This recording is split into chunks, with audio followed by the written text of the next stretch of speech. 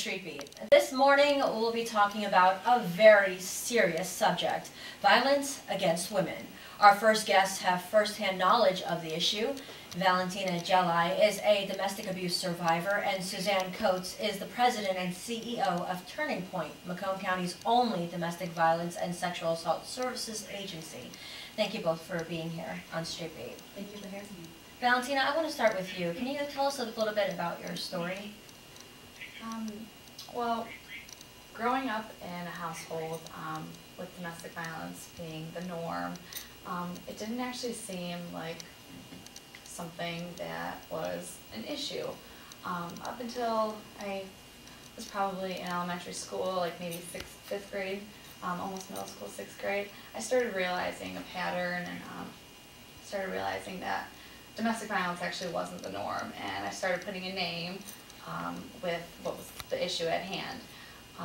And you're talking about your parents. Mm-hmm. Okay. And actually, throughout my whole childhood, I witnessed my father abusing my mother in multiple ways, physically, psychologically, emotionally. He isolated us. And the older we got, the worse the violence seemed to get as well. And in 2008, actually, my father shot and killed my mother and then proceeded by committing suicide. And ever since then, I felt the need to speak out about domestic violence and make sure that other women and other children knew about my family's story, and so my family's story could set precedent and hopefully no other issues or actual cases like my parents came to be.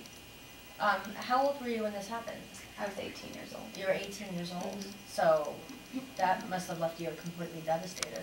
I was just completely, I felt lost and confused, and at a point in my life where I felt like I wanted to grieve the death of not only one of my parents, but both of them, I decided to turn to family and friends and those that were familiar to me, and I actually found something kind of peculiar. I would discuss my parents' situation and discuss how domestic violence was such an important issue that we needed to tell more people and speak out against it.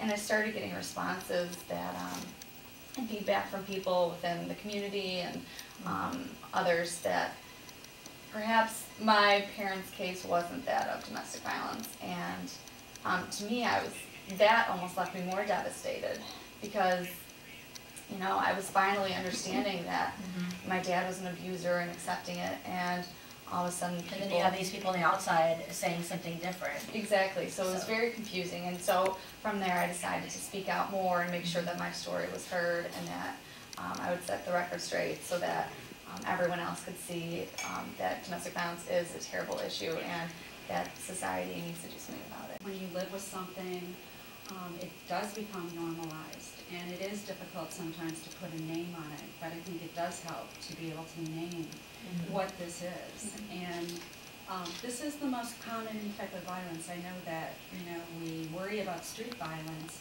but actually we are much more likely to be hurt or harmed or killed by somebody that we know, depending inside our home. Yeah.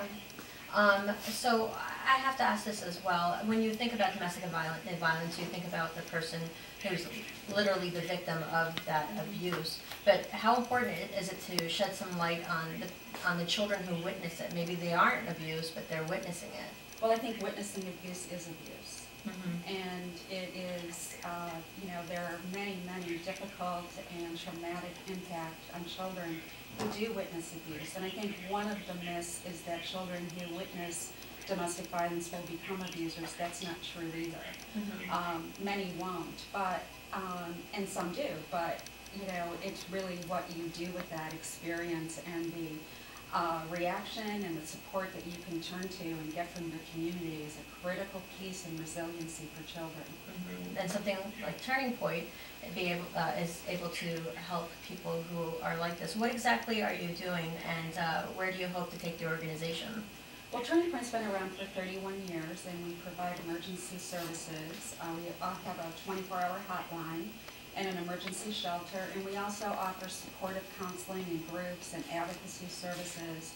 You know, we're there wherever people and victims are trying to access the system to ensure that their needs are addressed and that their need for safety is the core of the system response.